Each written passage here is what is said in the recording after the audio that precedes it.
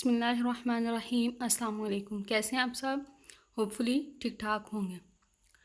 आज जिस टॉपिक पे मैं वीडियो बना रही हूँ है डिप्रेशन का इलाज कुरान और हदीस की रोशनी में।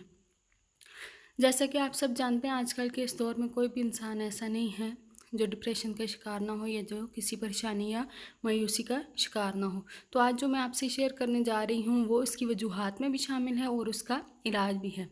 सबसे पहली बात, अल्लाह ताला की ज़ात पर कामिल भरोसा कीजिए, क्योंकि जब अल्लाह ताला पर यकीन कमज़ोर हो जाता है या ईमान कमज़ोर हो जाता है, अल्लाह ताला की ज़ात पर मुकम्मल भरोसा नहीं करते हम लोग, तो हम लोग मायूसी का शिकार हो जाते हैं। और मायूसी जो है वो शैतान के हथियारों में से एक हथियार है। अल्लाह ताला ने कुरान मजीद में भी इरशाद फरमाया है कि ला तक़नतू मिन रहमतिल्लाह, अल्लाह ताला की रहमत से ना उम्मीद ना हो, मायूस ना हो। इसी तरह अल्लाह ताला ने कुरान पाक में इरशाद फरमाया है व तवक्कल अलल्लाह, और चाहिए कि भरोसा करें अल्लाह ताला पर, वकफ़ा और काफ़ी है बिल्लाह, अल्लाह ताला वकीला कारसाज, यानी कि अल्लाह ताला बेहतरीन कारसाज है तो उस पर भरोसा करो। इसी तरह एक हदीस हज़रत उमर बिन खत्ताब रज़ी अल्लाह तआला अन्हु से रवायत है कि रसूल सल्लल्लाहु अलैहि वसल्लम ने फरमाया कि अगर तुम अल्लाह पर इस तरह तवक्ल और भरोसा करो जिस तरह तवक्ल करने का हक़ है, तो वो तुमको उसी तरह रिज़्क़ देगा जैसे परिंदों को रिज़्क़ देता है। परिंदे सुबह सवेरे खाली पेट निकलते हैं और शाम को भरे हुए पेट के साथ वापस आते हैं। तो अल्लाह ताला की ज़ात पर मुकम्मल यकीन और मुकम्मल भरोसा करना ये भी एक डिप्रेशन से निकलने का एक ज़रिया है। तो जब अल्लाह ताला की ज़ात पर मुकम्मल ईमान होगा, मुकम्मल यकीन होगा, तो इंसान परेशान नहीं होगा। और दूसरी चीज़ है, नेमतों पर शुक्र अदा कीजिए।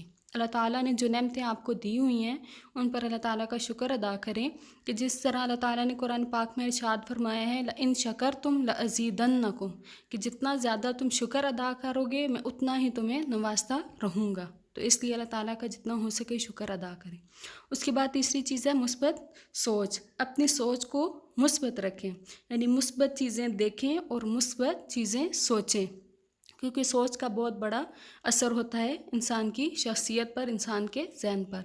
तो इसी तरह अल्लाह ताला की तरफ से अगर कोई परेशानी या मुश्किल आती भी है तो उस पर सब्र करें, क्योंकि अल्लाह ताला ने कुरान पाक में इरशाद फरमाया इन्ना मअल उस्रि युस्रा, कि हर तंगी के बाद आसानी है, हर मुश्किल वक्त के बाद एक अच्छा वक्त भी आएगा। और इस तरह अल्लाह ताला ने इरशाद फरमाया वासा अन तकरहू शैअन व हुवा खैरुल लकुम, करीब है कि तुम कोई चीज़ जो तुम नापसंद करते हो वो तुम्हारे लिए बेहतर है। वासा अन तुहिब्बू शैअन व हुवा शर्रुल लकुम, ये भी हो सकता है कि जो चीज़ तुम पसंद करते हो उसमें तुम्हारे लिए बुराई छुपी हुई हो। वल्लाहु यालमु अंतुम ला तालमून, और अल्लाह ताला जानने वाला है, अल्लाह ताला बेहतर जानता है और तुम नहीं जानते उस चीज़ को।